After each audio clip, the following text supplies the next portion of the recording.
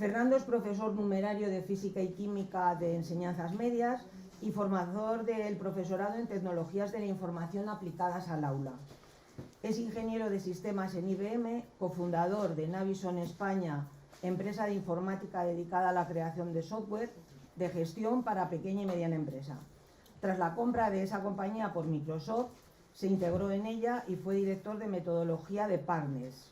Posteriormente ha participado en el lanzamiento de varios proyectos empresariales como la Nevera Roja y en la ONG ITER, dedicada a la integración laboral de menores en riesgo de exclusión. Desde siempre ha estado profundamente interesado en la historia del arte y de la música, que ha compaginado con el estudio de la inteligencia artificial.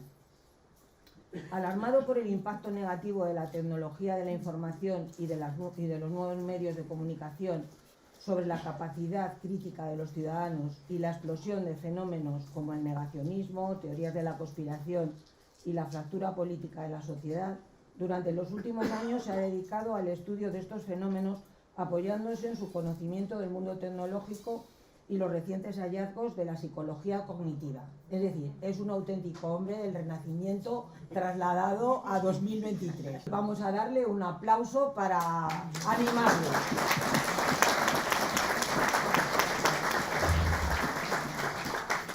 Estoy muy agradecido a Umer y a Rosa por haber contado conmigo y a vosotros por tomaros la molestia de venir un día como hoy, que igual no estaba muy bien paseando por ahí, para venir a este tema. Bueno, efectivamente, los tiempos que vivimos de pandemia realmente me pusieron los pelos como escarpias cuando estuve viendo los comportamientos irracionales y a gran escala que se veían en la sociedad.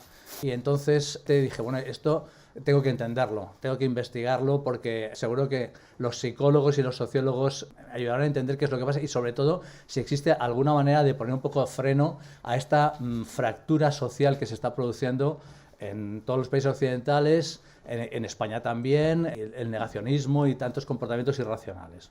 ¿Cómo es posible que esto ocurra? Y la verdad es que mi periplo por el mundo de la psicología ha dado resultados que me han sorprendido y me han parecido interesantísimos. Así que, sin más, vamos para allá. Vamos a empezar con una cuestión, que es una pregunta, es ¿cómo estamos de equipados para razonar? Entonces, automáticamente te viene a la cabeza, lo más parecido a razonar que me han enseñado es en los buenos tiempos en que estudiábamos filosofía. Estudiábamos aquello que se llamaba los silogismos y nos enseñaban cosas como que aquello de todos los hombres son mortales, Sócrates es hombre, luego Sócrates es mortal y cosas de este tipo, ¿no? Que están diseñados no solo para que supiéramos que Sócrates es mortal, que ya nos lo podíamos imaginar, sino en realidad para que aprendiésemos supuestamente a pensar. Lo que ocurre es que esta forma de pensar, bueno, vamos a ver cuánto da de sí. Este tipo de cosas son las que nos enseñaban, pero se les olvidaba enseñarnos cosas muy importantes. Y es que para saber que todos los hombres son mortales, realmente hay que llegar a ello a través de algún tipo de investigación. Nos parece de cajón, ¿no? Todos los hombres son mortales, por supuesto, de toda la vida, ¿no? Pero claro, en este caso puede ser muy evidente, pero hay otros en que no lo es. Entonces, realmente, ¿cómo llegamos a estar seguros de que las premisas son correctas? Y lo que no nos enseñaban es que esto de las premisas tenía mucha tela por detrás, y es que para averiguar esas cosas había que recurrir a otra forma de razonar que no era el razonamiento deductivo, que es el que aprendíamos, sino el razonamiento inductivo. Es a base de mirar que lo que pasa en la naturaleza obtenemos reglas, y llegamos a conclusiones que no son evidentes porque vienen de la experimentación. Y tampoco nos enseñaron muy bien cómo iba esto del método científico. El método científico es el que nos permite saber que todos los planetas giran en elipses. Esto es una premisa de la cual se puede deducir, por supuesto, que la Tierra gira en elipse. Y además podemos deducir que si aparecen nuevos planetas como están apareciendo fuera de nuestro sistema solar, podemos suponer que giran en elipses. Pero todo esto presupone un estudio que no es deductivo, sino un estudio científico inductivo, que es el que nos permite averiguar cosas nuevas que no supiéramos. Y a mí no me han enseñado en el colegio particularmente cómo funciona el método científico. Y creo que no se lo han debido enseñar a casi nadie, porque se oyen unas cosas tremendas, ¿no? Cuando hablas como la gente, no, es que los científicos os creéis que os lo sabéis todo y que no sé qué, y es como una religión. Pues no, mire usted, los científicos pensamos que una cosa es cierta cuando han pasado ciertas cosas, no de entrada, pero es que además sabemos que esto es cierto hasta que no se demuestre lo contrario. La teoría de la gravitación de Newton, que funcionaba maravillosamente y que fue un bombazo y que cambió hasta el pensamiento de su época, pues luego se ha demostrado que funciona, pero no siempre. Entonces de pronto apareció Einstein y dijo, bueno, es que en tales casos no funciona o no funciona así, o esto no funciona igual cuando estamos a nivel atómico, subatómico, etc. Es decir, que nosotros sabemos que la ciencia nos da certezas, digamos, temporales, y que el método científico va de esto, pero esto no nos lo han contado nadie, ¿eh? Y entonces la gente tiene un poquito de lío con cómo funciona esto de la ciencia y cómo se sacan conclusiones. Afortunadamente, en nuestra vida tampoco normalmente necesitamos hacer experimentos para llegar a cosas, pero no obstante sí que es muy bueno para entender cuando todas estas discusiones sobre que si en la pandemia, que si los médicos no sabían, que si el virus, que si no sé qué, que sacaban conclusiones, que nos engañaban, pues en muchos casos yo oía cosas y digo, bueno, es que la persona que está hablando no entiende cómo funciona la investigación biomédica, ni cómo se sacan conclusiones temporales, ni nada, ¿no? ¿Por qué? Porque estamos ayunos de método científico y realmente no lo conocemos bien. Bien, pues de eso no nos lo han contado, pero también os digo que, aunque nos lo contasen, no nos habrían equipado suficientemente, porque nuestros problemas en el día a día no tienen nada que ver con la órbita de Venus, ni por supuesto con si Sócrates era mortal. Nuestros problemas del día a día son de otro tipo. Es decir, tenemos que decidir, por ejemplo, bueno, ¿qué bebidas, cuando voy al supermercado, qué bebidas me llevo para la fiesta de esta tarde? O este señor con ese pelo rubio que habla en el Parlamento, ¿esto lo que dice es de fiar o no es de fiar? O ¿los niños se pueden realmente bañar después de comer? Porque a mí me suena que te morías o poco menos, pero ahora me han dicho que no. O una cosa muy totalmente más pedestre todavía es, para cruzar la calle, ¿qué hago? ¿Cruzo por aquí, que no hay tráfico, o mejor, por si acaso, me voy al paso de peatones? Esto son las decisiones constantes. De hecho, alguien ha contado, bueno, en una estimación, os podéis imaginar, que hacemos entre 10 y 20.000 decisiones de este tipo diariamente. Y no estamos equipados para hacerlas, ¿eh? No estamos equipados. Y en lo que hoy me voy a extender, la mayor parte de la presentación, es en justamente cómo hacemos en el día a día y por qué cometemos los errores que cometemos en nuestro juicio en estas y en cosas similares que tenemos que hacer. Vamos en coche, de pronto nos encontramos con una desviación, aquí no lo conocemos muy bien, y tenemos segundos para tomar una decisión, metido hacia la izquierda, metido hacia la derecha. Entonces, estamos realmente expuestos a equivocarnos, ¿no? Pues aquí aparece nuestro compañero que nos va a acompañar una buena parte de esta charla, que es el razonamiento heurístico. Eso no es ni razonamiento deductivo ni razonamiento inductivo.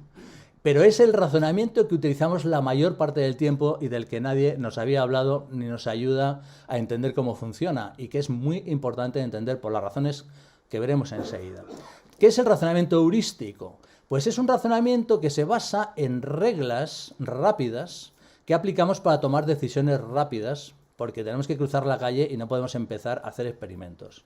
Entonces, uno no se puede meter en grandes reflexiones y tiene que recurrir a este tipo de reglas. Estas reglas son generalmente adaptativas y nos han servido desde que el hombre es hombre para sobrevivir. No son perfectas, pero en general funcionan. Y además no solamente son propias de los seres humanos, sino que se observan también en animales. En cuanto os dé un ejemplo lo vais a ver. O hay un buitre que está por ahí dando vueltas él solito buscando qué comer, y el buitre ve a lo lejos a una bandada de buitres que están girando en círculo.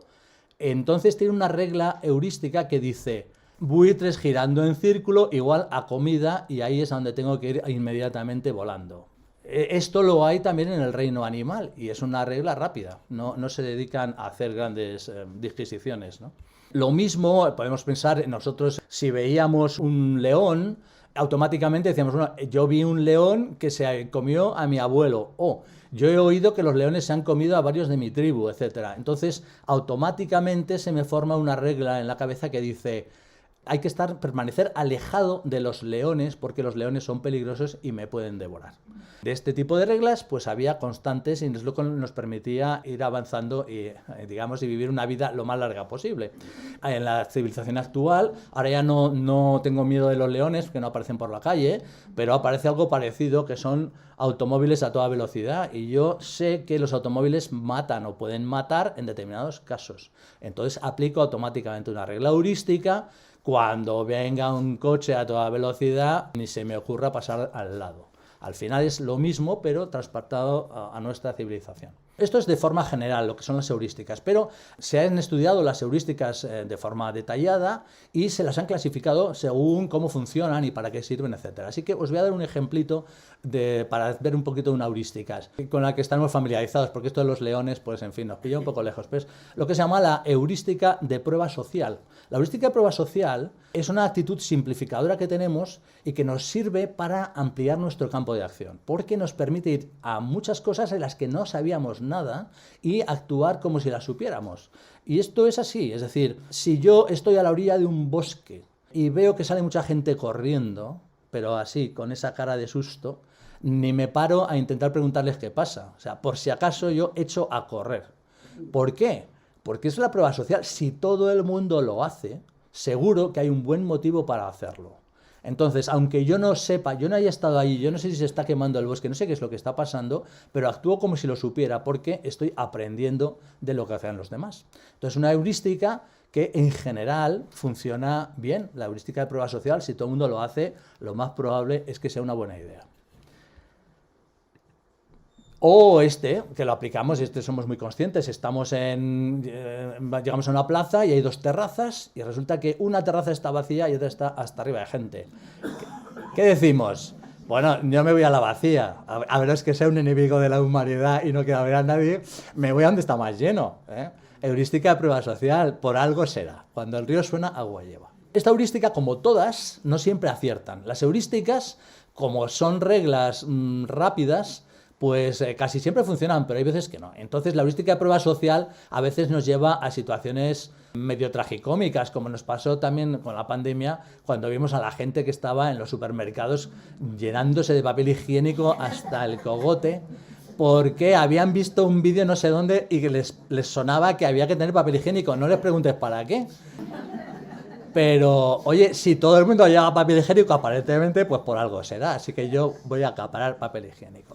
Esto nos lleva a una cuestión interesante, y es que toda heurística presupone un sesgo, es decir, estamos presuponiendo algo a priori y damos por hecho que esa regla funciona, es un apriorismo, y como todos los apriorismos, pues no tienen por qué funcionar, o no tienen por qué funcionar siempre. Lo bueno de las heurísticas en general que usamos es que casi siempre funcionan y por lo tanto las utilizamos, pero todas tienen un sesgo y un cierto porcentaje de veces funcionan mal. Afortunadamente, la heurística de prueba social, en este caso del papel higiénico, pues no tiene grandes problemas, porque lo único es que, bueno, que tendrás menos espacio en la cocina para desenvolverte hasta que acabes con el papel higiénico, pero nada más, nadie se va a morir por equivocarse con esta historia de la prueba social, ¿no? Ya he entendido un poco lo que son esto de las heurísticas, la cara y la cruz, la cara es la heurística y la cruz es el sesgo, pues ya podemos un poquito darle un poquito de forma y ordenar todo esto de las heurísticas, verlo más despacio. Empezaré diciéndoos que es curioso que no se había prestado atención a esta forma de razonar, que es la habitual. Desde que el mundo del mundo nadie se había preocupado demasiado. Los investigadores se han puesto a estudiar esto hace, como quien dice, 4 días, en los años 70. En el año 74 salió un paper que dicen los científicos, una comunicación de unos señores israelíes que eran Tversky y Kahneman, donde presentaban en escena el razonamiento heurístico. Habían analizado experimentalmente cómo funciona nuestro razonamiento heurístico. Al final esto les valió el premio Nobel, pero no les dieron el premio Nobel de psicología. ¿Por qué? Pues porque no hay premio Nobel de psicología. Les dieron el premio Nobel de economía. Y es porque demostraron que nuestras decisiones económicas las hacemos en base a heurísticas y no hacemos en general decisiones razonadas, que es lo que los economistas en sus modelos habían puesto siempre pensando. Oye, los modelos matemáticos aplicados a la economía se basaban en decisiones racionales de la gente. Estos señores demostraron que las decisiones racionales de la gente en economía y en casi nada, pues brillan por su ausencia. Y fue un auténtico bombazo porque, aparte de la economía, pues en el ámbito de la psicología, tuvieron una enorme repercusión. Así que, bueno, ya entendiendo un poco en dónde estamos, cuál es el panorama histórico, vamos a ordenar esto de las heurísticas un poquito por zonas. Tened en cuenta que nosotros lo que hacemos es aplicar un patrón. Antiguamente nuestros antepasados podían tener un patrón que es: si quiero cazar gacelas, tengo que ir al amanecer porque es cuando bajan a abrevar al río. Eso es un patrón y que se basa en unas observaciones. Todas las heurísticas se basan en patrones y todos los patrones hay que sacarlos a base de, primero, percibir algo, luego recordarlo, evaluarlo y en base a eso obtener un patrón. Pero en cada una de estas 4 fases podemos meter la pata y ahora vamos a ver un poquito por qué y de qué manera. Y tenemos que ser muy conscientes porque muchas veces nos creemos, sí, hombre, eso me pasó a mí, eso lo viví, eso, vamos, me vas a decir a mí. Y luego resulta que rascas y resulta que te has equivocado, ni lo viviste ni te pasó a ti y no fue así. Vamos a empezar entonces por la parte de la percepción, ¿no? Para que veamos qué trampas puede haber. Esto es una cosa clásica que me gustaría que hicierais y creo que a vosotros os va a gustar también hacerlo. Lo que veis ahí ahora mismo es una pantalla en negro. Bueno, aquí cuando yo le dé clic van a aparecer 2 equipos de jugadores jovencitos, unos que van vestidos de blanco y otros van vestidos de negro. Entonces, de lo que se trata es de que cada uno de vosotros se fije en lo que está pasando. ¿Para qué? Para contar el número de pases de pelota que hacen entre sí los jugadores de blanco. Solo nos interesa, solo queremos contar lo que hacen los jugadores de blanco. Entonces hay jugadores de blanco que tiran la pelota hacia arriba, a veces la tiran rebotando hacia abajo, da igual, todos son pases, los contáis exactamente igual, son 2 minutos, algo así. Cuando hayan terminado, pues vemos a ver qué ha pasado, que es muy interesante. Bueno, pues listos, vamos allá.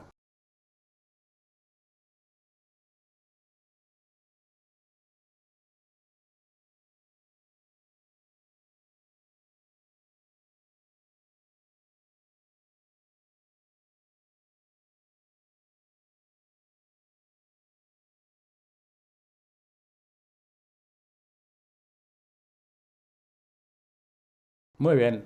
Vale, vamos a ver. ¿Cuántos habéis visto que había 15 pases? Bastante. 14. ¿16 alguno? 13. Muy bien, perfecto. ¿Cuántos habéis visto el gorila? 1, 2, 3, 4, 5, 6, 7, 8. Vale. Veo que no mucha gente ha visto el gorila. Bueno, decís, ¿y esto del gorila qué es? Bueno, pues entonces, ahora que ya no tenéis que contar, vamos a volver a ver el vídeo con tranquilidad, pero ya sin contar, con relax. A ver qué es eso del gorila.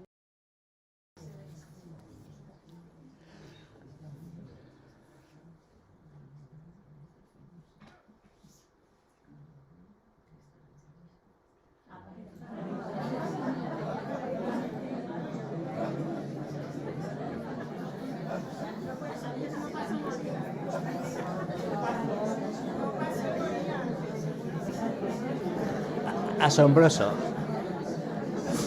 Es asombroso. Hay quien me dice, alguna vez que lo he hecho, hay quien me dice, anda, que me has puesto otro vídeo diferente, hombre.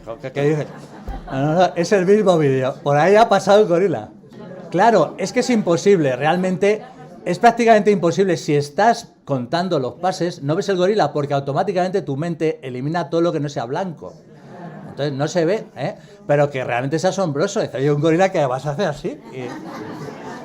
Así funciona la percepción. No solamente se nos escapan cosas, es que incluso las que no se nos escapan, pues a veces tenemos que simplificar porque tenemos limitación para recordar tantas cosas. Por ejemplo, ahí, no sé si lo veis de lejos, encima pone ley de cierre, en realidad son unas manchas. Ahí no pone ley de cierre.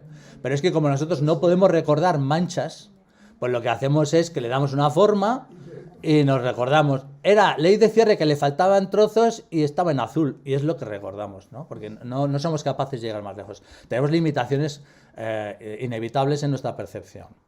Esto lo ha estudiado la Escuela Psicológica de la Gestalt, que le han dado muchísimo trabajo al asunto porque les preocupaba mucho cómo funciona la percepción humana y sabía una serie de reglas muy interesantes, ¿no? Bien, entonces no solamente nos pasa esto de que podemos dejar de ver cosas que están sucediendo, sino que además a veces lo que nos ocurre directamente es que lo que nos están contando pues simplemente es falso, ¿no? El New York Times estuvo desde el principio en que Trump llegó al poder, bueno, todos los días pues contaba todas las mentiras que decía, y resulta que en 4 años que habían salido 30.573 mentiras. Que yo digo, si yo tuviese que decir tantas mentiras es que no se me ocurriría, ¿no?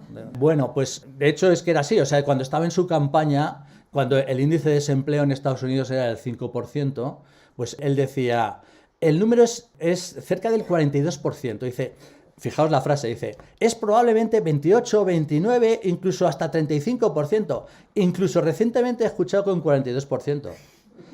En fin, bueno, pues este tipo de cosas se lo aceptaban sus electores y iba contando lo que se le iba ocurriendo al buen hombre, como cuando nos quería convencer de que teníamos que tomar lejía para acabar con el COVID, ¿no? Bien, o sea que a veces es que directamente pues son mentiras. Esto cada vez ocurre más con los medios de comunicación. En Estados Unidos el medio de comunicación en el que daba noticias y que casi todo el mundo, digamos, se guiaba por él era la CNN, pero en los últimos años la CNN ha estado perdiendo terreno y realmente se lo ha ido cogiendo Fox News. Entonces existen algunas webs que se llaman fact-checkers, ¿no? Que son verificadores de hechos que se dedican simplemente a mirar todas las cosas que se están diciendo y lo que es mentira, pues explicar qué es mentira y por qué. Entonces estos señores hicieron esto con las noticias de la Fox.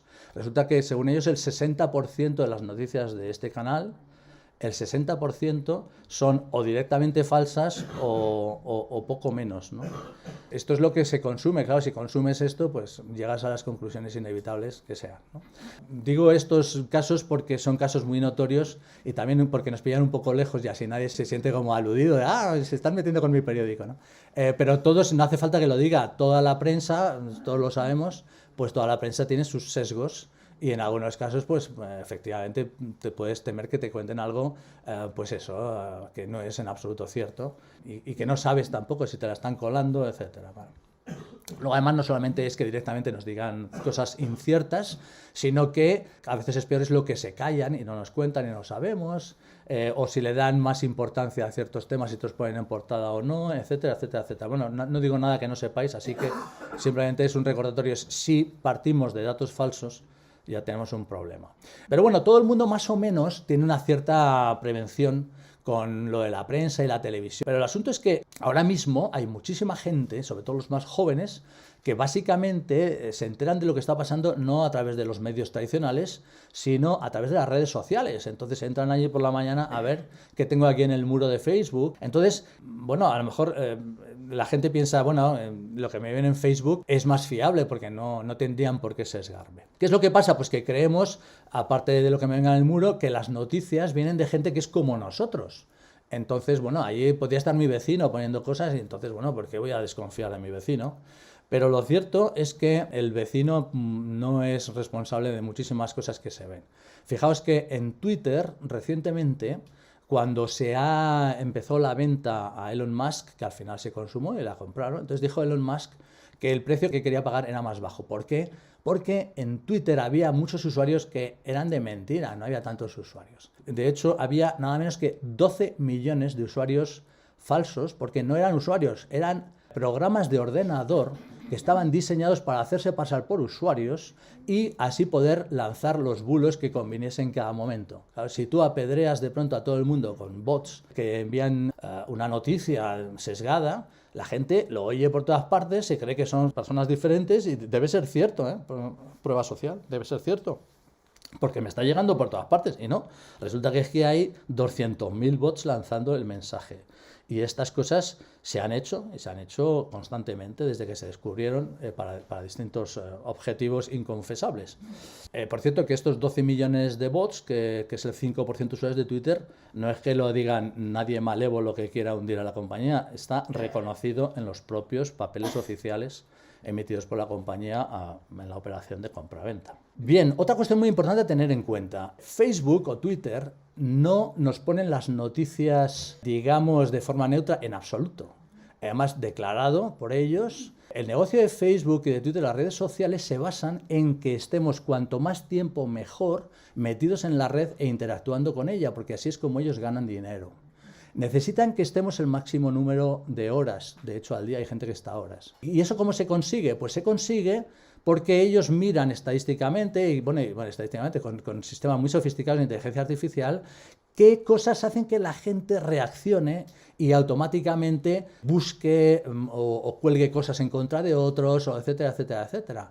Y con eso han aprendido un montón de psicología, saben exactamente cómo reaccionamos los seres humanos. Y para nuestra desgracia, resulta que lo que nos hace reaccionar es aquello que nos indigna. Entonces, lo que nos envían fundamentalmente sean noticias que nos indignen. Y como saben perfectamente nuestros sesgos o nuestros hábitos y nuestras cosas, nuestras preferencias, pues saben qué cosas nos tienen que poner. O sea, si tú eres, qué decir yo, feminista, pues te vas a encontrar noticias de gente atacando el feminismo y poniéndolo de hoja perejil, porque saben que eso te va a encrespar y vas a salir allí, a lo mejor hasta, si tienen suerte, hasta les insultas a alguien y estás más tiempo y tal, etc. Esto está estudiado, está reconocido por las propias redes sociales y es un problema muy serio que luego veremos en qué desemboca. Las redes sociales son cualquier cosa menos neutras. Bueno, entonces dice uno, bueno, pues por lo menos WhatsApp, ¿no? Que, oye, le cuento mi vida a mis amigas, a mis primos, le felicito el cumpleaños, menos mal, aquí estoy a salvo. Bueno, pues claro, esto ocurre una cosa, el WhatsApp tiene una altísima velocidad de difusión, ¿no? Que es tan fácil de hacer, copiar y lanzárselo a todo el mundo, y además da mucha credibilidad porque te viene gente conocida. Pero a mí me han llegado, y además en la pandemia me llevaban historias que al final eran con un claro matiz político y que a alguien le gustaba no sé qué, y allí que me lo cuelga en un chat que estaba pensado para quedar a tomar café por las tardes, pues me tengo que tragar allí el discurso político que no sabe muy bien quién, etc. O me puede llegar algo que es completamente falso, como el implicado no se entera de que la noticia está corriendo por ahí y no puede desmentirlo, pues estas cosas pueden circular impunemente.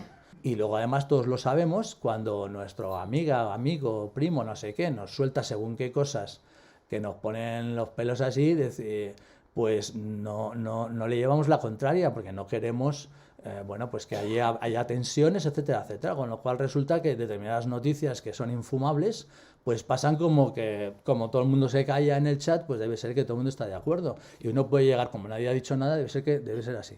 Y eso te puede ir socavando tu seguridad en lo que pensabas. Así que el WhatsApp tampoco es neutro. Entonces esto tiene que ver con la percepción de datos, con lo que aprendemos, con lo que creemos que nos enteramos que está pasando. Pero luego todo esto hay que recordarlo y recordarlo bien. Y aquí también nuestra mente nos juega unas pasadas tremendas. Bueno, nosotros nos creemos que vamos poco menos que con la cámara por la vida y que lo que recordamos es lo que hemos visto, y nada más lejos de la verdad. Para decidir qué recordamos y para decidir qué cosas merece la pena meter ahí en el almacén de recuerdos, pues también utilizamos heurísticas. Para hacer un ejemplo, vamos a ver esto. Esta noticia de la televisión que voy a poner en marcha ahora. Ay, no. Espérame, ve. Ayer.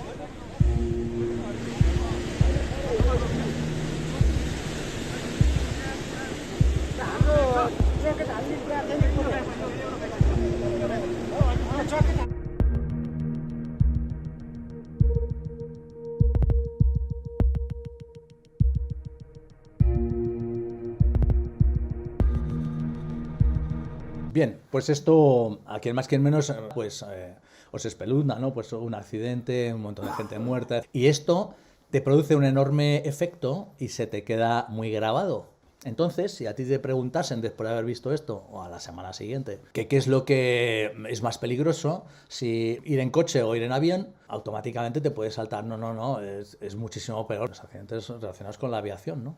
Por eso he puesto aquí a la derecha, he puesto un pequeño accidente de coche como chiquitín. Lo vemos como menos importante.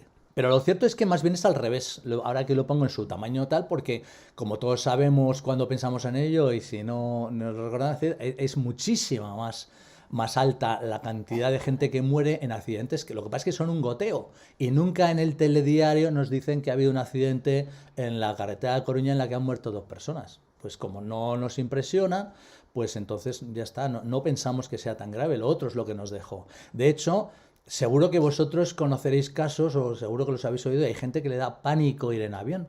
Pero yo no conozco a nadie que le dé pánico ir en coche. Y es muchísimo más peligroso. ¿Y esto por qué? Porque lo que recordamos con nitidez nos parece más relevante que lo que recordamos peor. Esto es lo que se llama heurística de disponibilidad. Lo que tenemos más a mano nos parece que es más significativo. Entonces la cuestión es que aunque sabemos que se necesitan datos estadísticos y que estas cosas no se pueden decidir así, pero de hecho lo decidimos de forma no estadística, sobre la marcha. ¿Qué es lo que más te da miedo? Dios mío, yo subir en avión, menudo susto, no me atrevo. Bien. Otro sesgo que tiene que ver con el recuerdo es el que se llama sesgo de confirmación, que este seguro que también lo vamos a reconocer fácilmente, ¿no? Si nosotros pensamos algo y vemos cosas que muestran que eso es así, pues ves, sí, ya tenías razón, no te das cuenta de que esto, vamos, clarísimo. Pero como veamos algo que no es lo que pensamos y que nos está desmintiendo lo que pensábamos, entonces pensamos que es una excepción, que no tiene importancia, que estas cosas pasan, etc. Es decir, tendemos a hacer caso a aquello que nos confirma en lo que ya sabemos y a ignorar aquello que nos desmiente nuestras creencias. Un investigador llamado Drew Westen y su equipo encontraron que las áreas cerebrales que están más implicadas en el razonamiento analítico bajan de actividad cuando recibimos información disonante. Es decir, que cuando alguien nos cuenta algo en contra de lo que pensamos, dejamos de razonar y realmente no le atendemos. El sesgo de confirmación es, según los psicólogos, seguramente el sesgo cognitivo más potente y el que más actúa en nuestros errores. Porque nos da la ilusión de que estamos siguiendo la evidencia, de que tenemos razón. Y entonces nos pone muy contentos, ves, que tienes razón. Ya lo veremos, una enorme resistencia a cambiar de ideas. Entonces todo lo que nos confirme la nuestra, pues bienvenido sea. Por ejemplo, podemos pensar en las rogativas de sacar al santo para que llueva. Esto se ha hecho durante siglos, ¿no? Dice, bueno, pues es que estoy seguro de que alguna vez se sacó el santo y llovió. Claro. Entonces, las siguientes veces que llueva, ves el santo. Y las veces que no llueva, bueno, pues entonces puedes pensar, esto es porque el santo está enfadado por nuestros pecados, que la gente no quiere ir a misa. Nadie piensa, no, es que hay un anticiclón, que esto no hay santo que lo remedie, ¿eh? Pero terminamos pensando, y durante siglos ya he pensado que lo de las rogativas tenía sentido, ¿no? Y lo mismo con, me he puesto los calcetines estos de cuadros que tengo, me los he puesto en 2 exámenes y me han salido muy bien. Y hoy siempre con mis calcetines. Si alguna vez suspendo, pues nada, ni me acuerdo. Solamente me acuerdo de las veces que apruebo. Bueno, pues este es el sesgo de confirmación, que no solamente no se actúa para desechar ciertos datos, sino que es que además resulta que el almacenamiento en memoria no es estático. A la memoria se vuelve, y cuando se vuelve, cada vez que se recuerda algo se reforma de alguna manera. Entonces, cada vez que recuerdas algo, si entra tu sesgo de confirmación, lo que haces es que cada vez esa memoria la vas haciendo que se quede evanescente y vaya desapareciendo. Con lo cual, encima, si era ya difícil que lo recordaras, es que encima, con el tiempo, se te va desvaneciendo y no te acuerdas de las cosas que están desmintiendo tus ideas. Bueno, pues esta ha sido una pincelada sobre los problemas del recuerdo. Y ahora vamos a ver la evaluación de las cosas. Bueno, a ver, las cosas que saco del recuerdo, que ya salen ahí un poquillo perjudicadas, bueno, a ver cómo las evalúo y saco conclusiones. Bueno, pues nuevamente aquí sale la heurística de prueba social que comenté antes y que ahora quiero decir alguna cosa más. Y la heurística de prueba social entra aquí, en esta zona de evaluación de recuerdos, ¿no? Hace unos años había una frase que se repetía bastante y que ahora ya no la oigo tanto, que decía, coma mierda porque 1.000.000 de moscas no pueden estar equivocadas. Claro, era poner en evidencia que esto de la heurística de prueba social no es de muy bien fiar, ¿no? Bueno, pues este sesgo se utiliza en marketing constantemente. Te lo ponen en las portadas de los libros. Más de 1,5 millones de ejemplares vendidos. Claro, tú automáticamente dices, joder, pues esto tiene que ser súper guay, ¿no? Que a este le han dado el premio Planeta. Pues si estoy por ahí despistado buscando un libro y le han dado el premio Planeta, pues nada, entonces a eso voy. ¿Por qué? Porque busco ampliar mis limitaciones de conocimiento y de experiencia a base de utilizar la experiencia de otros. Si los demás lo han comprado, pues ahí que te voy, ¿no? Luego nos pasa que luego tenemos que llorar y gimotear mucho porque el premio Planeta aquel no nos gustó nada y era infumable, pero claro, a lo mejor aquel premio Planeta no era lo nuestro, pero no lo sabíamos. Bueno, pues esto lo hacemos constantemente, la prueba social. O este caso, cuando una cosa la oímos muchas veces, entonces le damos credibilidad. Esto es lo de, ya estaba en el refranero español, cuando el río suena, agua lleva. Si mucha gente lo dice, pues es que esto va a ser verdad. Entonces nos encontramos con casos muy curiosos como este de la Gran Muralla. Creo que más o menos todo el mundo hemos oído que la Gran Muralla china es la única obra de arquitectura o ingeniería humana que se ve desde el espacio. Nos lo han dicho toda la vida. Bueno, pues esto es, aquí lo tenéis, estamos en el espacio, si alguien ve ahí la Gran Muralla... Yo no veo nada. Y es porque es imposible. ¿Cómo la vas a ver? Si es que la Gran Muralla es muy estrecha y encima es del mismo color que el fondo, que el entorno. Entonces no hay quien lo vea desde en cuanto te ligas un poco para arriba, que no se ve. Dice, bueno, entonces si esto no es así, ¿cómo es posible que todo el mundo lo repita? Bueno, pues esto, ¿de dónde salió? Salió de un cómic norteamericano que se llamaba Believe It or Not, lo creas o no, el año 32. Y en realidad, efectivamente, pues ahí contaban historias inventadas. Esta era una de ellas y bueno, pues a la gente le hizo gracia y se fue repitiendo, se lo creyeron. Fijaos, hasta tal punto que cuando Neil Armstrong volvió de su vuelo espacial, pues la gente le preguntaba que si había visto la Gran Muralla desde la Luna. Bueno, pues esto es así, la gente seguía creyendo. Totalmente falso, pero se ha repetido, pues ya está. Os voy a decir una cosa muy curiosa. Si hay una obra humana que se ve desde muy lejos y la hemos hecho los españoles. Ahí la tenéis. Son los invernaderos de Almería. ¿Por qué se ven? Pues porque es una superficie muy grande y porque además son de un color que realmente contrasta con el ambiente, ¿no? Cosas de la vida. Bueno, otra de cascada de disponibilidad, de estas que nos creemos y que al final, pues que no son ciertas, ¿no? Es esto de, ya se sabe que es que cuando cambia el tiempo, pues te duelen las articulaciones, ¿no? Pues es que esto no es que lo digamos nosotros ahora, es que esto se ha dicho así durante siglos. En los años 90... dos psicólogos, Redelmayer y Tversky, investigaron si esto era así. A ver si es verdad que cuando cambia el tiempo no duele. Entonces pidieron a pacientes con artritis reumatoide que puntuaran su grado de dolor 2 veces al mes durante más de un año. Y además iban apuntando las condiciones atmosféricas, la presión, la humedad, la temperatura. Muchos pacientes están convencidos de que sí, que hay una relación. Cuando cambia el tiempo me está doliendo. Pero en realidad luego lo medían y allí no salía ningún patrón. ¿Qué es lo que pasaba? Pues que las veces que al cambiar el tiempo les dolía, decían, ves, si es que ha cambiado el tiempo. Si les duele sin cambiar el tiempo, eso no se recuerda. Y así es como se forman este tipo de historias. Si lo has oído además por cascada de disponibilidad, se lo has oído a todo el mundo, pues a eso le juntas tu sesgo de confirmación y ya lo tienes todo. De hecho, a una amiga mía le conté esta historia hace poco y dice, no, pues yo te digo que a mí me duele, ¿no? Bueno, pues a lo mejor. La cascada de disponibilidad se conjuga con lo que se llama el sesgo de conformidad social, y es que nos cuesta muchísimo ponernos en contra de nuestro entorno. Si estamos muy acomodados no queremos tensiones, y entonces si de pronto nos llega algo, un bulo, por la internet, por la familia, por la prensa, por los anuncios de la tele y por todas partes, pues ya está. Entonces los bulos nos los tragamos porque ya está, vienen por todas partes, ¿no? Fijaos algún caso muy interesante de bulo que es reciente en España. Cuando se celebró el referéndum de independencia de Cataluña, ese mismo día, ya sabes, todos lo sabemos, que hubo muchísimo follón con las fuerzas de orden, la gente y tal, y todas aquellas historias, ¿no? Entonces empezaron a circular por todas partes bulos para reforzar las posiciones de unos y de otros. Esta tuvo mucho éxito, es el independentista agredido por una pelota de goma de la policía. Esto circuló el mismo día 1 de octubre por Twitter, como loco, por todas partes. Bueno, pues este buen señor resulta que no tiene nada que ver con ello. Esto había sido una manifestación de mineros en Madrid 6 años antes. Pero todo el mundo la repitió. Bueno, todo el mundo que iba de determinado palo político, ¿no? Porque los que iban del otro palo político lo que repetían era esto. Policía agredido por manifestantes independentistas. Bueno, pues esto fue una manifestación de agricultores en Almería del año 2008. Nada que ver con el referéndum. Pero esto circuló por las redes de forma explosiva.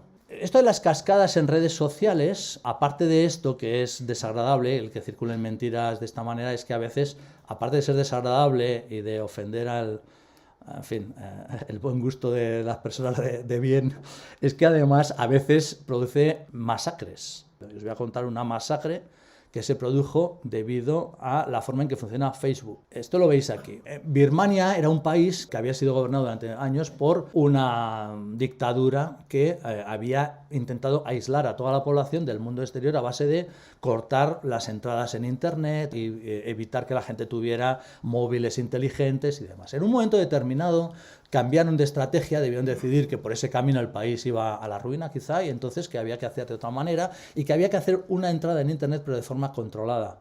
Y lo que hicieron fue ponerse de acuerdo con Facebook y con proveedores de teléfonos para intentar poner a precio de saldo los móviles y que toda la población lo tuviera, y en particular que lo utilizaran para entrar en Facebook, hasta tal punto que efectivamente fue un éxito, la gente se metió en ello y la gente creía que Internet era Facebook, no sabían que había otras cosas. Habían conseguido que se creyeran que eso era Internet y que esa era la forma de enterarte de lo que pasa en el planeta. Bueno, como os he comentado antes, Facebook, las noticias que te da son aquellas que más te encrespen. ¿Cuáles son las noticias que más te encrespan? Aquellas que te hacen sentir amenazado. Si tú piensas que tienes una opinión política y que los de enfrente te están atacando, eso te hace rebotar. Si tú piensas que eres de una religión, de una raza y que estás siendo perseguida por otras, eso te hace rebotar. Bien, pues esto es exactamente lo que pasó en Birmania. En Birmania había agitadores ultranacionalistas que querían lanzar a la población contra la minoría musulmana. La mayoría de Birmania son budistas. Los musulmanes eran una minoría que había estado además bastante dejada de lado y en segundo plano en fin, y discriminada. Entonces, estos señores querían ir más allá y querían de alguna forma expulsarlos del país o lo que hiciera falta para acabar con ellos. Y bueno, estos eran unos cuantos agitadores. Bueno, cuando apareció Facebook, dijeron, esta es la nuestra, y se dedicaron a lanzar mentiras sobre que los musulmanes nos queman las pagodas, nos han matado a un niño o cosas de este tipo. Claro, hubo un efecto cascada tremendo, y lo vais a ver aquí. Esto nos dice los mensajes que aparecieron sobre este tema y contra los musulmanes y de qué forma sucedieron a lo largo del tiempo. Así que ahí lo veis, o sea, hubo una explosión en muy poco tiempo de mensajes incendiarios repitiendo este tipo de mentiras. El resultado fue miles de muertos y muchos de ellos quemados, niños asesinados. O sea, aquello fue una masacre y fue posible fundamentalmente a la explosión que se produjo a través de Facebook. Otro sesgo, otro problema que hay con nuestra forma de evaluar las cosas, y este es importantísimo, es lo que se llama la disonancia cognitiva, es nuestra resistencia a cambiar de ideas. Es decir, cuando en la cabeza tenemos dos ideas que chocan y que son irreconciliables, por ejemplo, la opinión que tengo yo de mí mismo y lo que me está diciendo este señor que me insulta, pues entonces se produce una sensación, digamos, de desasosiego que puede durar unos segundos o puede durar mucho, ¿no? Si, por ejemplo, puede ser que yo esté conduciendo y me salte un semáforo.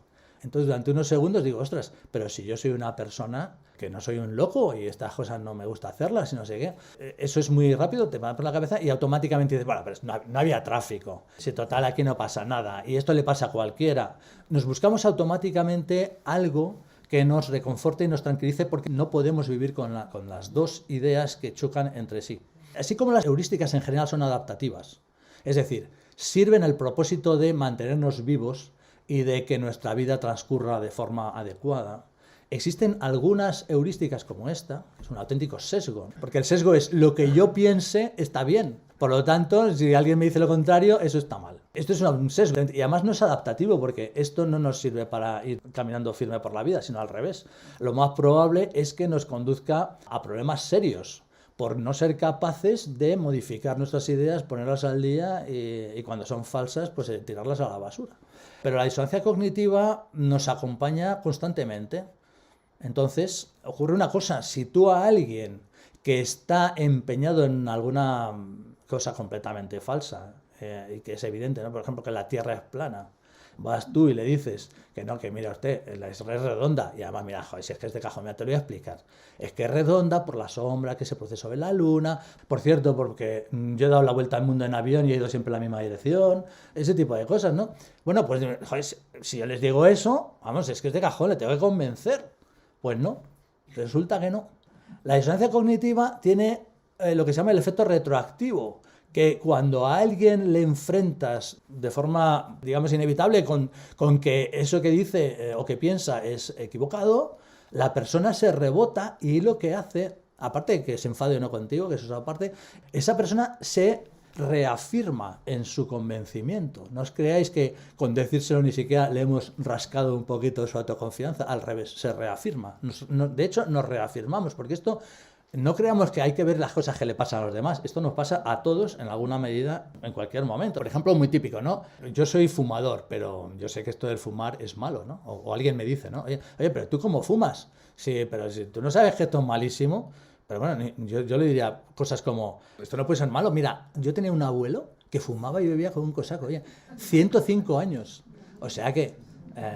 ¿qué es esto de fumar bata, no? Bueno, pues ya está. La estadística no se nos da muy bien tampoco, esa es otra de las cosas, ¿no? O decimos aquello de algo hay que morir, ¿eh? Ya está. Y tan contentos, se nos acabó la disonancia cognitiva y nos reafirmamos en lo que teníamos. Fijaos que esto de la disonancia es tremendo, ¿no? Porque ¿qué pasa cuando llega la ciencia y nos dice cosas muy chocantes? Ya no digo la famosa historia de que el hombre descienda del mono, que aquello fue tremendo, ¿no? Claro, para empezar, nadie ha dicho que el hombre descienda del mono, sino de un antepasado común, pero bueno, por supuesto la gente se negaba que yo voy a descender de un primata, que dices, ¿no? Por favor. Bueno, pues por supuesto que costó décadas el que la idea se abriera paso, ¿no? Pero sin llegar a esos extremos, digamos, de shock, ha habido muchísimas teorías que realmente pues ha costado muchísimo. Fijaos que Max Planck, que era un científico alemán que a principios del siglo XX describió el comportamiento de los átomos en términos de cuantos de energía. Describió que la energía no era continua, que se producía como en paquetes, etcétera, etcétera. Y eso tenía unas consecuencias, que no entro en ellos aquí, pero unas consecuencias tremendas para nuestra comprensión de la naturaleza.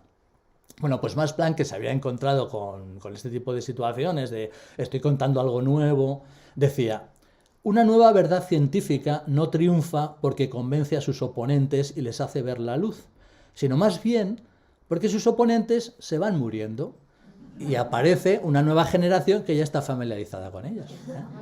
O si lo dice Max Planck, seguro que tendría algún buen motivo para decirlo.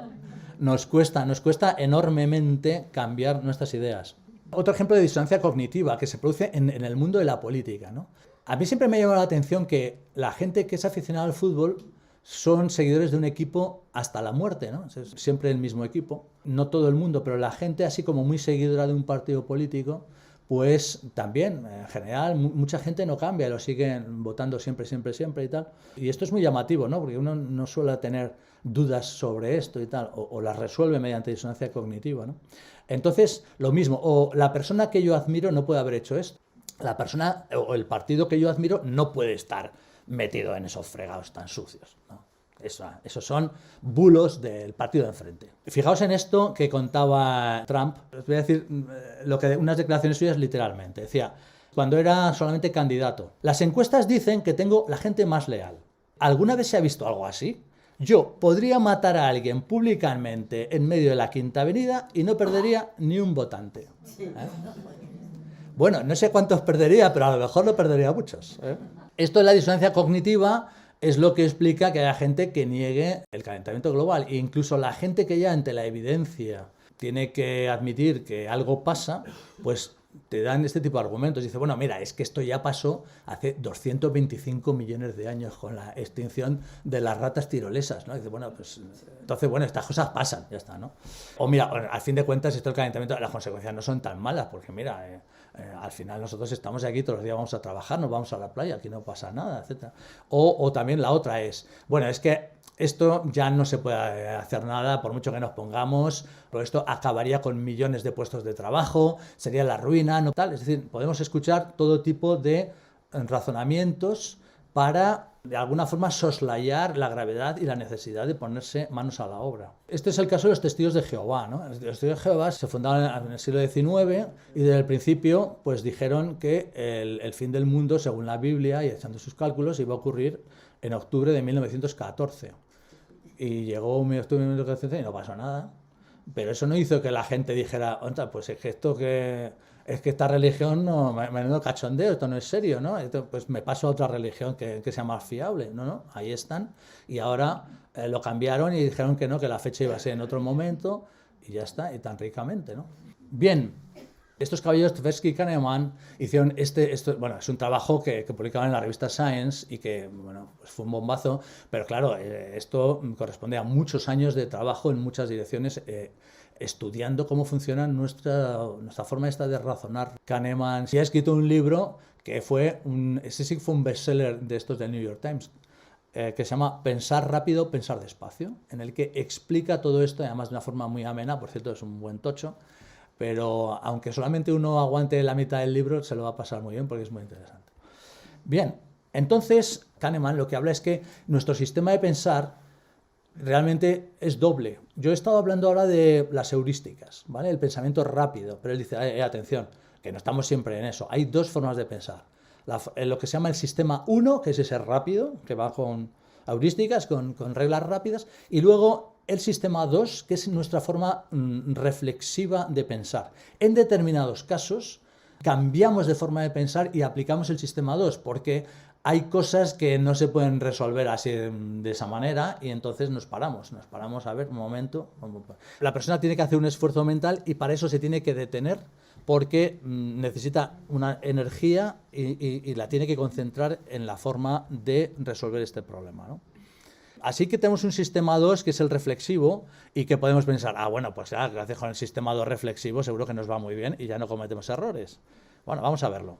En los últimos pocos años, en las últimas 2-3 décadas, se han puesto a punto técnicas no invasivas de estudio del funcionamiento del cerebro, de tal forma que se le puede ver cómo funciona en tiempo real. Y cuando te dicen, oyes, piensas, no sé qué, cualquier cosa, qué partes del cerebro son las que se disparan y entran en funcionamiento. Esto se ha aplicado para un montón de cosas, es una área en explosión. Se me quedó una cosa grabada que es muy curiosa, ¿no? Y es que cuando compramos algo y vale bastante dinero, es caro, se nos activa el centro del dolor.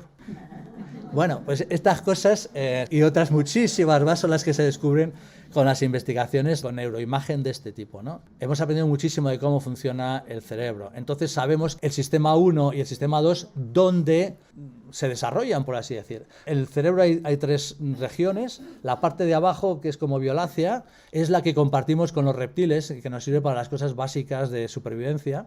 La zona media, en la que aparece nuestro sistema 1. Y el sistema 2, el reflexivo, es el que activa el córtex, la parte superior, que es lo que no tienen los otros animales distintos de nosotros. Nuestro sistema 2 podemos decir que es lo que nos hace humanos. La gente que hace marketing lo tiene muy claro. Fijaos en esto está cogido de internet, de un sitio de marketing, ¿no? Dice, afrontémoslo. La gente que compra utilizando el sistema 1, a esos es más fácil venderles cosas. Así, lo dicen literalmente. Entonces, ¿qué es lo que pasa? Tienen que activar nuestro sistema 1 para que compremos. Esto tampoco es que se haya descubierto ahora, ¿no? Es lo que antes en español se decía, te tiene que entrar por los ojos. Si uno tiene que, por ejemplo, comprarse un coche nuevo, en los primeros pocos minutos realmente toma la decisión, a lo mejor 5, 10 minutos. Y el resto del tiempo lo pasa en justificarse a sí mismo porque esa es la decisión adecuada.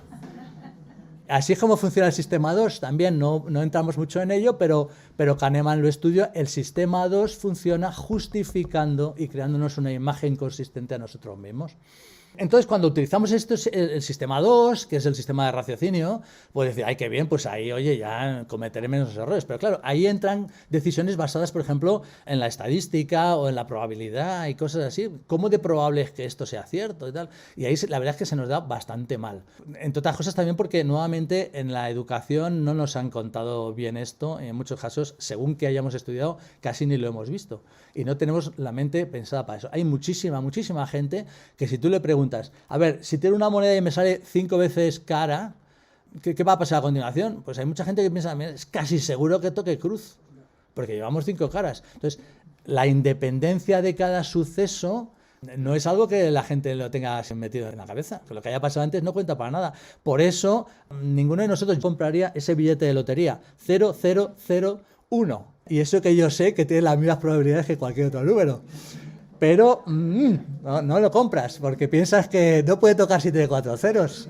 Pues así somos. Cuando estamos en este ámbito se llaman falacias, no sesgos, porque son violaciones de las reglas del pensamiento lógico, del pensamiento matemático. Entonces la palabra aquí es falaz, no sesgo, cuando cometemos ese tipo de errores. Una falacia lógica es confundir lo que se llama la correlación con la causación. Si dos cosas suceden al mismo tiempo o una después de otra, seguro que están relacionadas. Entonces, yo le dejo mi móvil a alguien para que haga una llamada, me lo devuelve y yo al cabo de un rato lo vuelvo a intentar usar y no me funciona, seguro que se le ha caído al suelo y me lo ha roto o me ha hecho alguna. Pues a lo mejor no, a lo mejor se ha quedado sin batería. O sea, estas cosas nos pasan constantemente. Seguro que tú lo has hecho o seguro que no sé qué. ¿Por qué? Porque los seres humanos necesitamos explicaciones de las cosas. Entonces, una mala explicación nos vale, pero necesitamos una explicación. Cuando no sabíamos de dónde venía el virus, que seguimos sin saberlo, del COVID, y a lo mejor no lo sabremos nunca, pues necesitábamos desesperadamente una explicación. Entonces, pues cada uno se acogía a la primera historia que le venían por ahí, ¿no? Que si los chinos, los americanos, que es una invasión de marcianos, lo que fuese, pero cualquier cosa menos esa sensación angustiosa de no sé qué es lo que pasa. Otra falacia lógica, que además la veo casi como dice todos los días. Si yo tengo una teoría para explicar algo y lo explica todo, entonces la teoría es correcta. Entonces, yo tengo una teoría que es: los chinos pusieron en marcha el COVID porque lo que buscaban era un sistema para minar a los occidentales, porque somos sus competidores, tal. Y entonces habían hecho eso, pero claro, se les escapó y algunos. Pero fíjate que en realidad en China hay muy pocos que tengan el bicho, o sea que esto era contra nosotros, ¿no? Entonces, efectivamente, como es mi teoría lo explica todo, claro, yo podría mañana decir, no, mira, es que esto del virus en realidad viene causado porque hay un ser de 5 dimensiones, que es un escarabajo de color verde de 5 dimensiones, que gobierna el mundo y entonces quiere acabar con los occidentales. Esto, así se lo cuento, nadie se lo creería porque suena disparatado. Pero es una teoría que lo explica todo. Pero así es, como mi teoría lo explica todo, me la creo. El propio Kahneman dijo que él, después de 30 años trabajando en estas cosas, seguía cometiendo errores y sesgos. Eso no le inmuniza, pero sí dijo, lo que pasa es que sí te ayuda a cometer menos y a ser más consciente de las cosas. Entonces es un trabajo que creo que merece la pena hacer. Muchas gracias. Muchas gracias, de verdad.